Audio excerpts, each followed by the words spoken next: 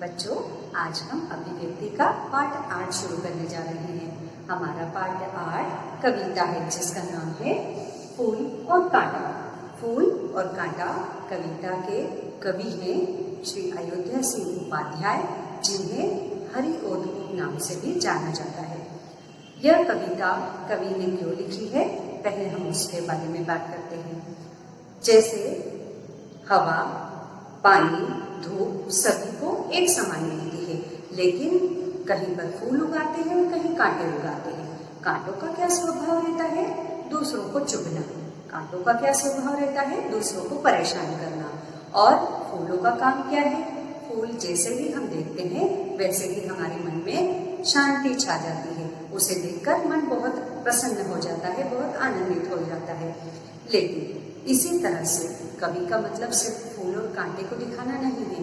कवि का मतलब है कि फूल और कांटे की तरह मनुष्य भी होते हैं। एक ही परिवार में एक माता पिता के 4 या 3 बच्चे होते हैं, लेकिन तीनों चारों बच्चों का अलग अलग स्वभाव होता है। कोई बहुत शांत रहता है, कोई बहुत उग्र होता है, किसी को बिल्कुल गुस्सा नहीं आता है, किसी को बहुत गुस्सा आता है। आपके घर में भी आपके बड़े या छोटे भाई बहन होंगे, किसी को बहुत गुस्सा आता है और किसी को बिल्कुल नहीं आता है। कोई मम्मी पापा की हर बात मानता है और कोई हमेशा उसका अपोज करता है। तो इस कविता में कवि ने क्या कहा है कि फूल और कांटे जिस तरह से होते हैं उसी तरह से हर परिवार में फूल के समान भी कुछ होते हैं स्वभाव वाले और कांटे के समान भी स्वभाव वाले होते हैं। तो चलिए पहले हम इस कविता को पढ़ते हैं, उसके बाद इस कविता से आपने क्या सीखा है उसकी बात करते हैं। कविता पढ़ने के लिए आपको अपनी पुस्तक का पेज नंबर 61 निकालना है। Page number 61। पाठ 8 फूल और कांटा। बच्चों, इस कविता के माध्यम से कवि अयोध्या सिंह उपाध्याय, जिन्हें हरिओद के नाम से भी जाना जाता है, उन्होंने इस कविता के माध्यम से मनुष्य के अंदर जो गुण होते हैं और जो अवगुण होते हैं उसे हमें बताने का प्रयास किया है। आपने गुलाब के फूल को देखा होगा, उसके पौधों में उगते हुए। यहाँ पर कांटे भी होते हैं और फूल भी होते हैं। क्या हवा ऐसा करती है कि हवा को फूल प्यारे हैं तो सिर्फ फूलों को हवा देती है और कांटों को नहीं देती है? क्या बारिश का पानी ऐसा हो सकता है कि बारिश का पानी सिर्फ फूलों पर गिरे और कांटों पर न गिरे? क्या ऐसा कभी संभव है? नहीं है। तो इस कविता के माध्यम से कवि फूल और कांटे के साथ साथ हम मनुष्यों के लिए भी यह सीख दे रहा है कि ये हम पर निर्भर है कि हमें कैसा स्वभाव रखना है। मनुष्य का यदि स्वभाव फूल के जैसा है तो वो सबको प्रिय होगा, और यदि कांटों के जैसा है तो उसे कोई भी प्रिय नहीं होगा। यहाँ पर कवि का यह कहना है कि हमें किस तरह का स्वभाव रखना चाहिए। यदि हमने कांटों की तरह अपना स्वभाव रखा, दुर्जनता पूर्वक सबसे व्यवहार किया, तो हमें कोई भी पसंद नहीं करेगा।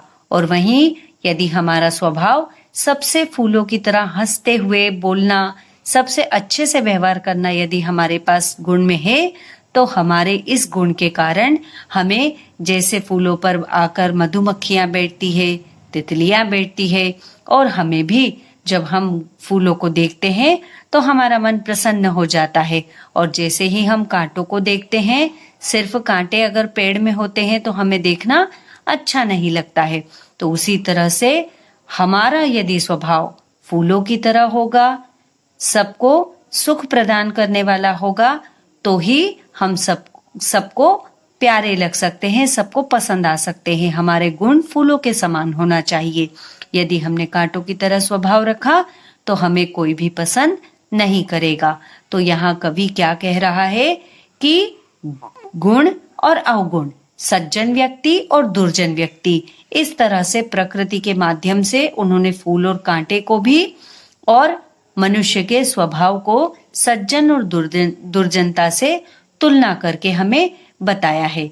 तो चलिए पेज नंबर 62 निकालिए। अब हम कविता की लाइन पढ़कर उनका अर्थ करते हैं।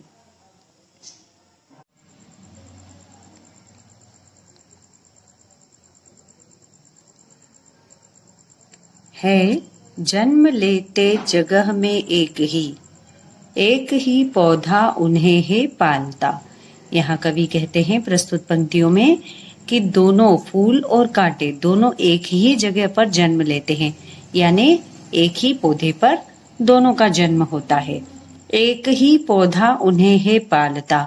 आपने फोटोसिंथेसिस पढ़ा है, तो लीफ सभी पार्ट में अच्छे से हवा, पानी और सनलाइट पहुंचाती है।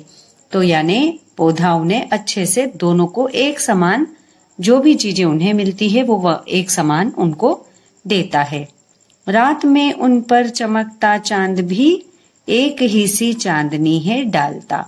और यहाँ आगे की पंक्तियों में कवि कहते हैं कि जो रात में चंद्रमा चमकता है उसकी चांदनी भी फूल और कांटे पर दोनों पर समान रूप से चमकती है, डलती है। यानी जब चंद्रमा का प्रकाश आता है तो दोनों पर समान रूप से उसकी चांदनी बिखेरी जाती है। ऐसा नहीं होता है कि चंद्रमा फूल को ज्यादा चांदनी दे और कांटे को कम दे। मेघ उन पर है बरसता एक सा। और जब बारिश होती है तो बारिश का पानी भी उन पर एक समान रूप से गिरता है। ऐसा नहीं होता है कि फूलों पर गिरता है और कांटों पर नहीं गिरता है। एक सी उन पर हवाएं है बहीं। और हवा भी जब बहती है, हवा भी जब चलती है तो फूल और कांटे दोनों पर समान रूप से बहती है। पर सदा ही यह दिखता है हमें, ढंग उनके एक से होते नहीं। अब कवि यहाँ कहते हैं पर हमें यह सब कुछ दिखता है कि फूल और कांटे के दोनों के व्यवहार में बहुत अंतर होता है। इसी तरह से कवि यहाँ पर क्या कह रहे हैं कि जो व्यक्ति सज्जन स्वभाव वाले यानी फूल के स्वभाव के समान है, जिनके गुण अच्छे हैं वो, और जिनके कांटे के समान गुण है वो, दोनों पर प्रकृति हर चीज एक ही तरह से अपना व्यवहार करती है। परंतु क्या होता है कि जब सब कुछ समान होता है तो फिर कांटे का स्वभाव चुभने वाला और फूल का स्वभाव सबको प्रसन्न करने वाला क्यों होता है। इसी तरह से कवि यहाँ इन पंक्तियों के माध्यम से फूल और कांटे को तो समझा ही रहा है, साथ में कवि यह भी कह रहा है कि जैसे एक घर में एक परिवार के 4 या 5 बच्चे होते हैं तो सभी का स्वभाव भिन्न होता है, अलग होता है। किसी का स्वभाव बहुत ज्यादा उग्र होता है, किसी का स्वभाव फूल के समान हमेशा हर समय मुस्कुराने वाला होता है, हर चीज को, हर परिस्थिति को हंसकर टालने वाला होता है। ऐसे गुण कि जो सभी की मदद को तैयार होते हैं, तो ऐसे लोग फूल के समान गुण वाले होते हैं, सज्जन व्यक्ति होते हैं। और जो कांटे के समान स्वभाव वाले दुर्जन व्यक्ति होते हैं वे कांटों के समान हमेशा दूसरों को चुभने वाले लगते हैं। अर्थात कवि ने यहाँ कहा है कि जैसे एक ही डाल पर पुष्प और कांटे उगते हैं, वैसे ही एक ही परिवार में कई तरह के लोगों का जन्म होता है। हालांकि माता पिता सभी को समान शिक्षा देते हैं, सभी को एक सा पढ़ाते हैं, एक सा प्रेम देते हैं, लेकिन कुछ बच्चे बहुत अच्छे बन जाते हैं और कुछ बच्चे विपरीत हो जाते हैं। तो वो जो विपरीत हो जाते हैं उनका जीवन कैसा हो जाता है, कांटों के समान होता है। अब अगला देखिए, छेद कर कांटा किसी की उंगलियां, फाड़ देता है किसी का वरवसन। वरवसन यानी कपड़े।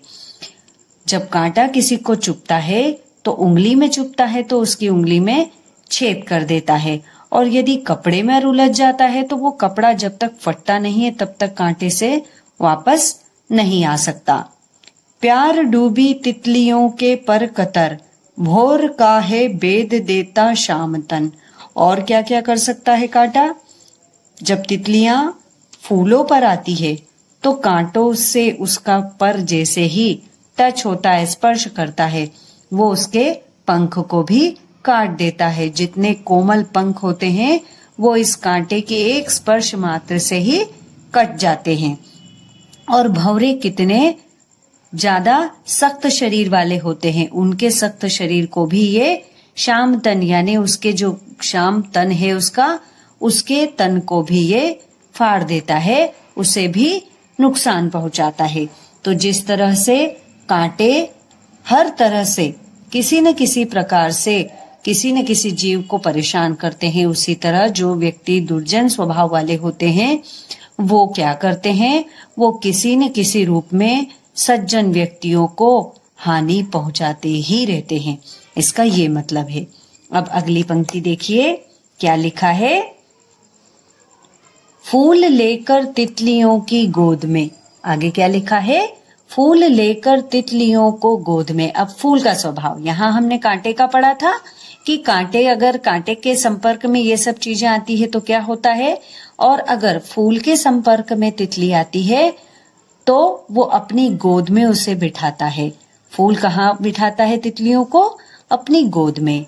भौर को अपना अनूठा रस पिलाता, और जो भौरे होते हैं, जो मधुमक्खियां होती है, उन सबको अपने ऊपर बैठकर अपना जो रस है, जो नेक्टर होता है, उसे वो पिला देता है। निज सुगंधों और निराले ढंग से है सदा देता कली जी की खिला।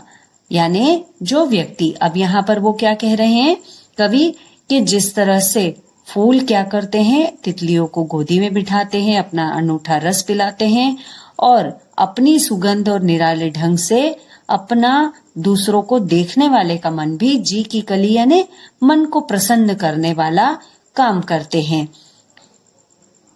अनूठा रस पिलाना यानी नेक्टर पिलाना, निज सुगंध यानी खुद की सुगंध। किसकी खुद की सुगंध? गुलाब की या फूल की।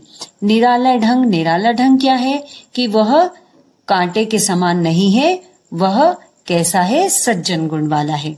तो जिस तरह से फूल ऐसा काम करता है, वैसे ही सज्जन मनुष्य के पास कोई भी मनुष्य अपनी दुख दुविधा या कोई भी अपनी परेशानी लेकर आता है तो वो उसे दूर करने का पूरा प्रयास करता है, और यदि वो दूर नहीं भी कर पाता है तो कम से कम उसके सांत्वना भरे शब्द उसके जो मन दुखी है उसके मन को वो सहारा दे देते हैं उसके दुख से उभरने के लिए। तो यहाँ कवि ये कहना चाहते हैं, हे खटकता एक सबकी आंख में, दूसरा है सोहता सुरशीश पर।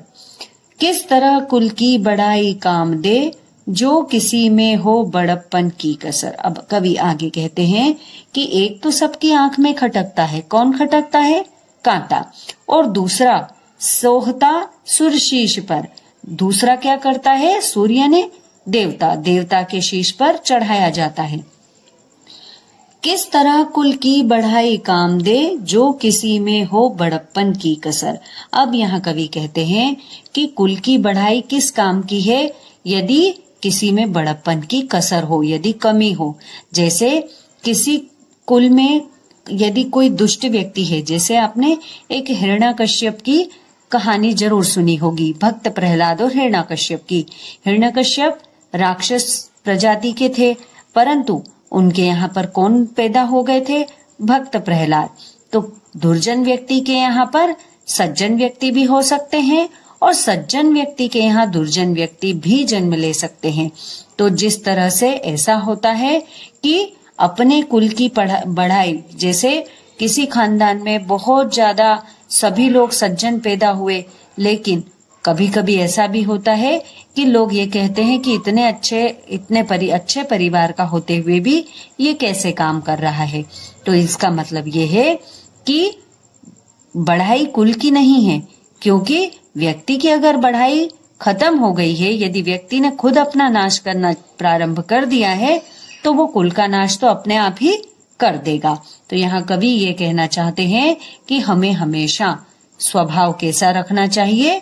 फूल के समान, फूल जैसे सज्जन व्यक्ति के समान। फूल यानी हमेशा प्रसन्न रहने वाले, सबको भाने वाला, ऐसा स्वभाव सज्जन व्यक्ति का होता है।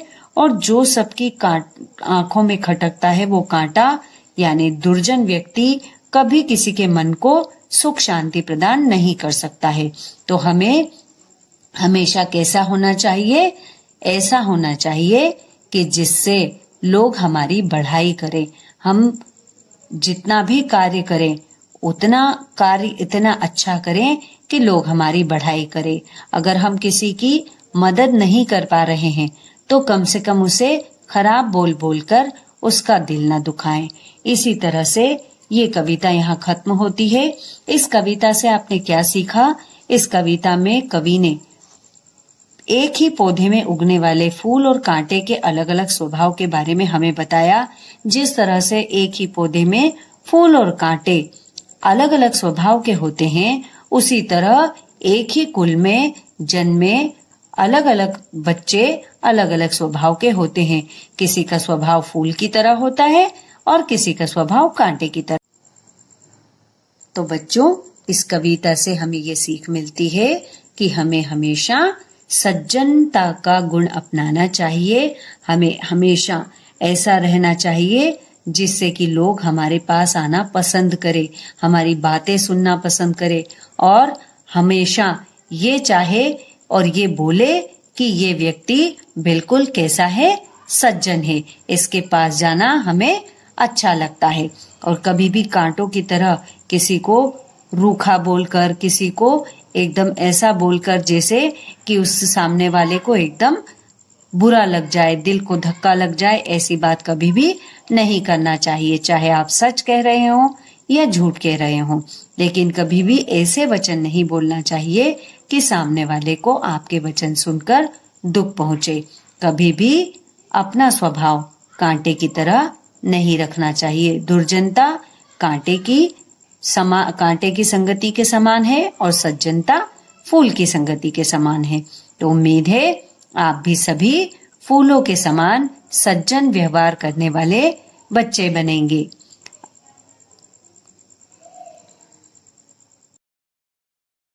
फूल और कांटा।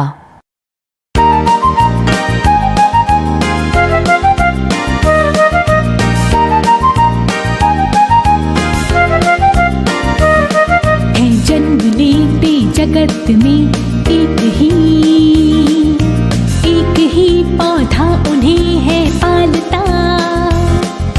रात में उन पर चमकता चांद भी एक ही सी चांदनी है डालता। मेह उन पर है बरसता एक सा, एक सी उन पर हवाएं है बही, पर सदा ही यह दिखाता है हमें संग उनके एक से होते नहीं। छेद कर काटा किसी की उंगलियां, फाड़ देता है किसी का बरबसन। प्यार डूबी तितलियों का परकटर, भौर का है भेद देता शाम तन।